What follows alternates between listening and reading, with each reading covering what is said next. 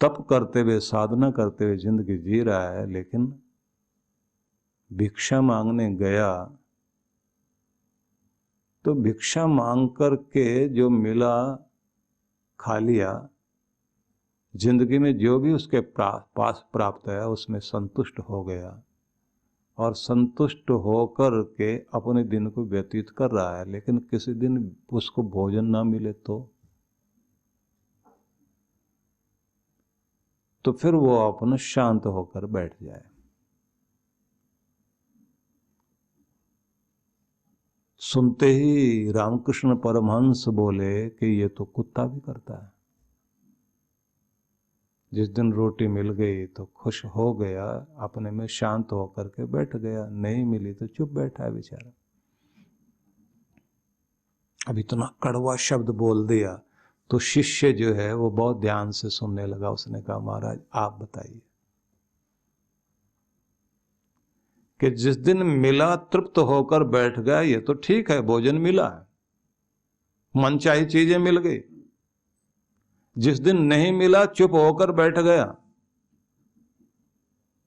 नहीं, यहां चुप होकर नहीं बैठना, यहां और धन्यवाद करना है कि तूने आज मुझे मौका उपवास करने का दिया है। ये तेरी जो इच्छा है मैं उसके लिए धन्यवाद करता हूं।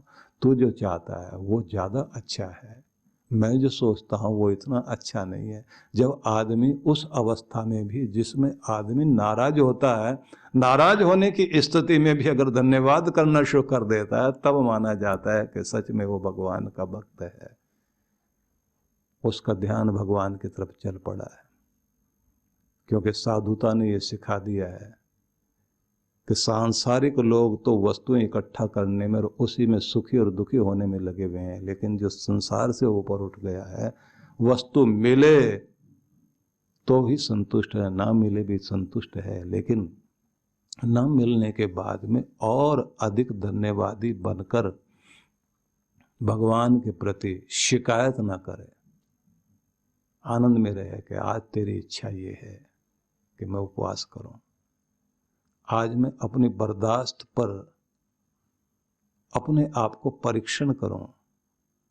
आज तो मुझे चाहता है कि क्रोध वाले लोगों के बीच में मुझे क्रोध दिया गया है, मैं अपने क्रोध को शांत करके किसी का भी कठपुतली का हिस्सा न बनूं कि कोई मेरे तार हिलाए और मैं हिलूं। ये बड़ी अद्भुत शक्ति है कि कुछ लोग इस तरह से अपने जीवन पर प्रयोग करने के लिए बैठते हैं। इसलिए कहा जाता है कि आपका मंदिर भी आपके लिए प्रयोगशाला है। दुलनदास एक संत हुए हैं, बहुत प्यारे संत हुए हैं। उनका एक वचन मुझे ध्यान आता है जो उन्होंने कहा था, दुल्हन यह परिवार सब, ये दुनियादारी, ये परिवार, ये रिश्ते नाते, दुल्हन यह परिवार सब, नदी नाव संयोग, उतर पड़े जहां तहां चले, सबे बटाओ लोग।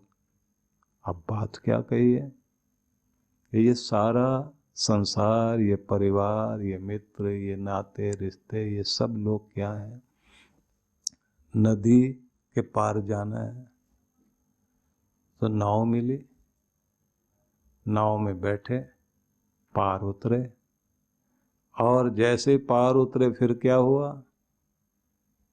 यात्रियों ने क्या किया, उतर पड़े जहां तहां चले।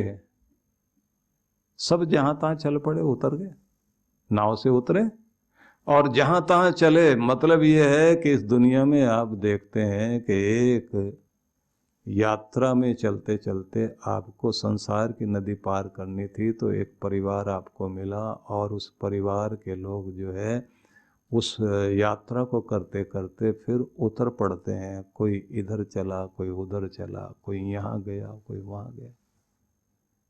कैसे जाते हैं, किसी का बेटा नौकरी के लिए गया,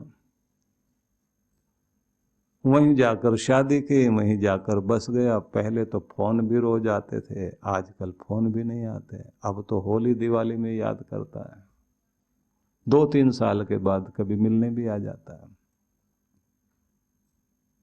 तो उतर पड़ा ना नाव से। फिर कोई यात्रा करते करते कोई विदाई ले गया,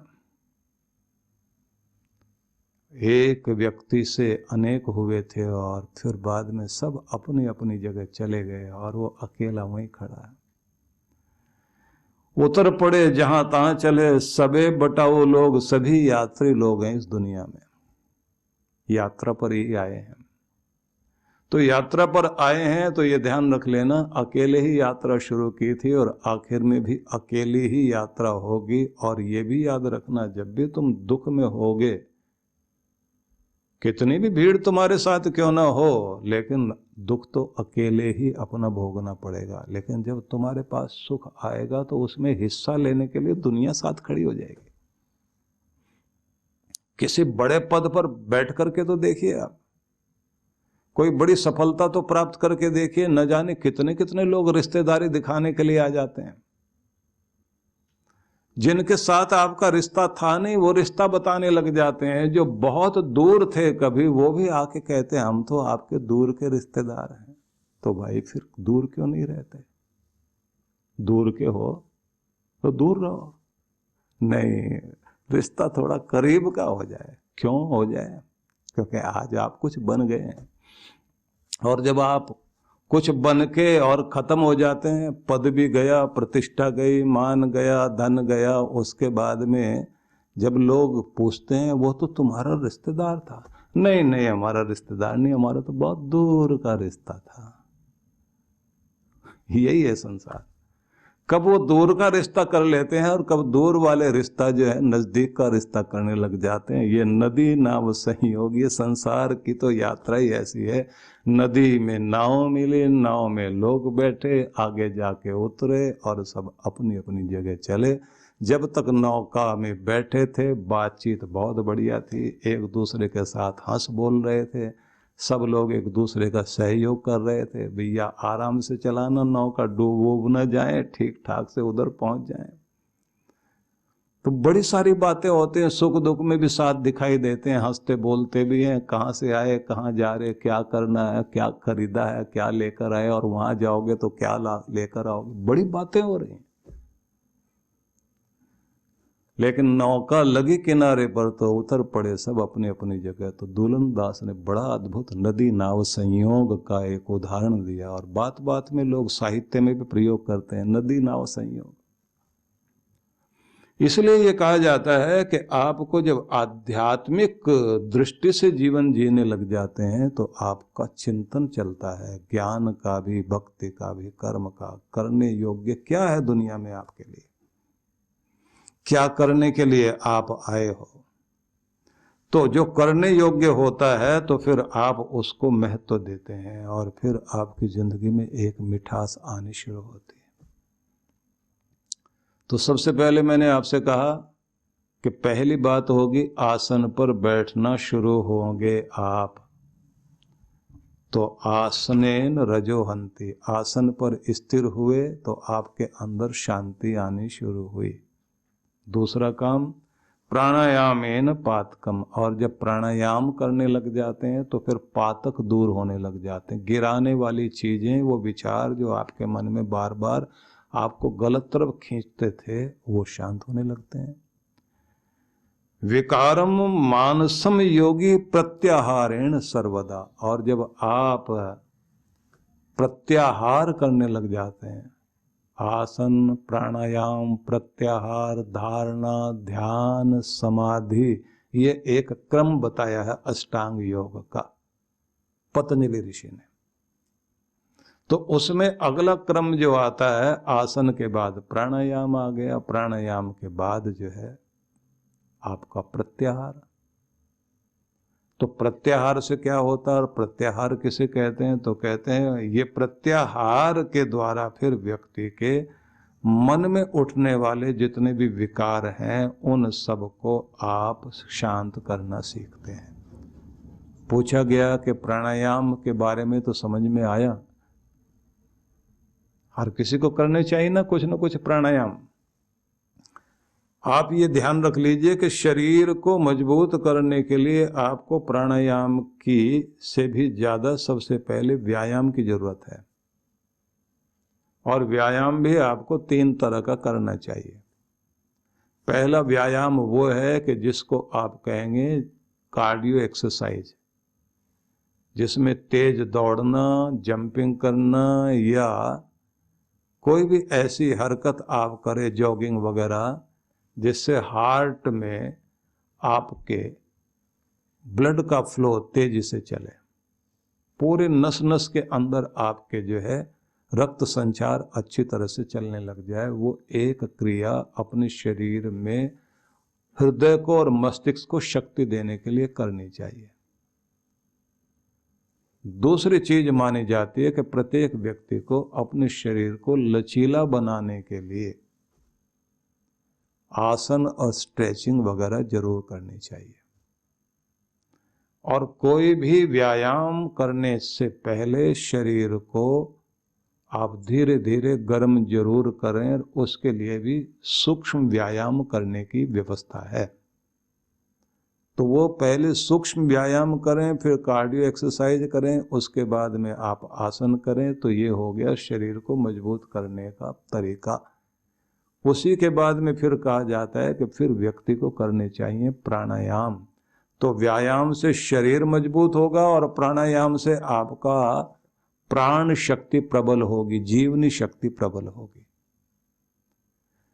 इसके बाद में कहते हैं कि फिर मन का व्यायाम है, और मन का जो व्यायाम है उसे मन की एकाग्रता कहते हैं। और जिस तरह से शरीर को मजबूत बनाने के लिए व्यायाम जरूरी है, प्राणों को शक्तिशाली बनाने के लिए प्राणायाम जरूरी है, ऐसे मन को शक्तिशाली बनाने के लिए एकाग्रता का अभ्यास जरूरी है। लेकिन उससे भी पहले की एक और बात है जिसे बोलते हैं प्रत्याहार। प्रत्याहार जो है एक अनुकूल, एक प्रतिकूल,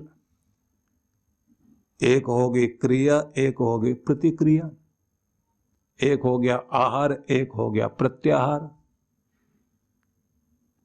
ये उदाहरण मैंने इसलिए दिए कि आपको समझ में आ जाए कि आहार प्रत्याहार दोनों को आप समझें। एक वो चीज जो स्वाभाविक रूप से आप खा रहे हैं, आपकी इंद्रियां कुछ खा रही हैं, आपका मन कुछ खा रहा है, आपका ध्यान हर पल जो बाहर की तरफ चलता है।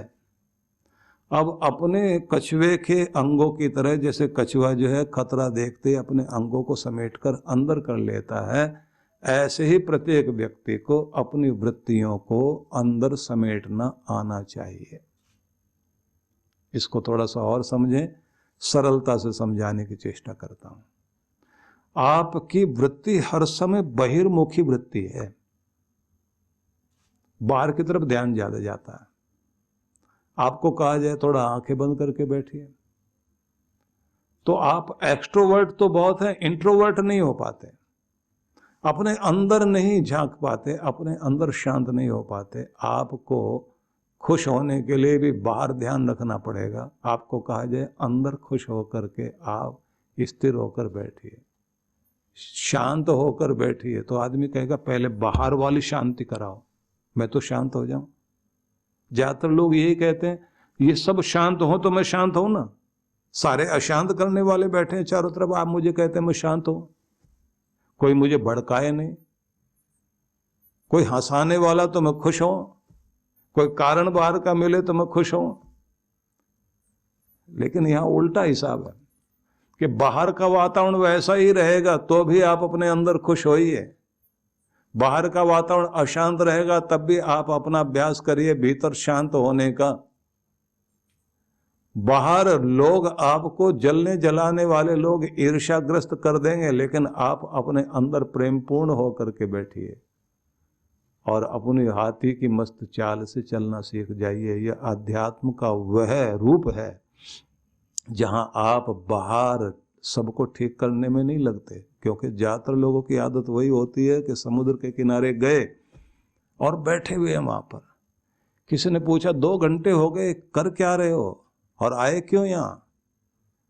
बोले आए तो नहाने के लिए थे, लेकिन हम ये सोच रहे हैं कि लहरें थोड़ी शांत हो जाएं तो उसके बाद स्नान करें।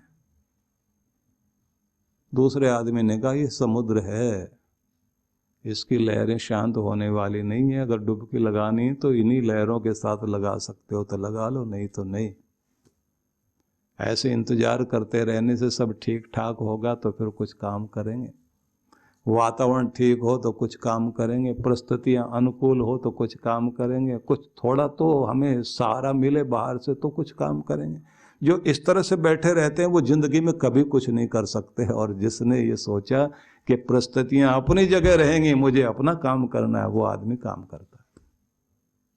तो इसलिए प्रत्याहार आपको ये सिखाता है कि किस तरह से आपको अपने भीतर अपने आप को शांत करना है, स्थिर करना, प्रेमपूर्ण करना है और अपने आप को अंदर से मजबूत करना। बाहर की परिस्थितियां कितनी भी चलें लेकिन आपको कोई भी परिस्थिति प्रभावित ना कर सके, इस बात को आपने ध्यान में रखना है और अपने श्रेष्ठ को, अपने बेस्ट को देने की चेष्टा करनी है। मैं आपको बताना चाहता हूं कि जो लोग अपने भीतर अपना काम कर रहे होते हैं उन लोगों का एक तरीका होता है कि चुपचाप अपनी मेहनत करते हुए अंदर ही अंदर अपने आप को मजबूत बनाते चले जाते हैं और इतना मजबूत बना लेते हैं कि वो लोगों को शोर मचा मचा कर ये नहीं बताते आज देखो मैं सफल हो गया। उनकी सफलता ही उनका शोर मचाया करती है, वो तो चुपचाप अपनी मेहनत किया करते हैं। दुनिया का एक बहुत बड़ा स्पेन का महान चित्रकार था पाब्लो पिकासो। पिकासो के नाम से लोग ज्यादा जानते हैं उसको। अभी पीछे थोड़े दिन पहले पिकासो की एक पेंटिंग बिकी 700 करोड़ रुपए की। 700 करोड़ की सिर्फ एक पेंटिंग। उसका एक उदाहरण आपको सुनाना चाहता हूं, लेकिन यात्रा में आगे बढ़ेंगे। कल जीवन यानी निरंतर दौड़ भाग, तनाव, शारीरिक व मानसिक थकान। कुछ सुकून के पल हम सबको चाहिए, ऐसा सुकून जो हमें ताकत, स्फूर्ति और आंतरिक शांति से भर दे। ध्यान यानी मेडिटेशन एक ऐसा माध्यम है जिसके द्वारा मन को चैन, शांति और सुकून मिलता है। और अगर ये ध्यान प्रकृति की गोद में किसी सुरम्य और शीतल स्थान पर हो तो क्या कहने। आइए परम पूज्य सुधांशु जी महाराज और आदरणीय डॉक्टर अर्चिका दीदी के शुभ नेतृत्व में सीखें ध्यान की कुछ अद्भुत विधियां जो न सिर्फ शरीर को शक्ति प्रदान करेंगी बल्कि आंतरिक शांति से भर देंगी। एक सुंदर अवसर है 5 दिवसीय ध्यान शिविरों में भाग लेने का और साथ ही 16 दिवसीय लघु चंद्रायण तप में भाग लेने का अवसर होगा। इन शिविरों की अनूठी बात है कि इसमें प्रमुख ध्यान की विधियां तो होंगी ही, जैसे प्राणायाम, स्वास्थ्यप्रद ध्यान, कुंडलिनी ध्यान, चक्र ध्यान, पिरामिड ध्यान, पंचकर्मा, विभिन्न यौगिक क्रियाएं इत्यादि। साथ ही साधकों को मंगल यात्रा, पूर्णिमा दर्शन, प्राकृतिक चिकित्सा के साथ साथ दर्शनीय स्थलों के भ्रमण का भी अवसर मिलेगा। सबसे खास बात यह है कि साधक मनाली के एक अत्यंत खूबसूरत रिजॉर्ट में निवास करते हुए इन सब कार्यक्रमों में हिस्सा ले सकते हैं।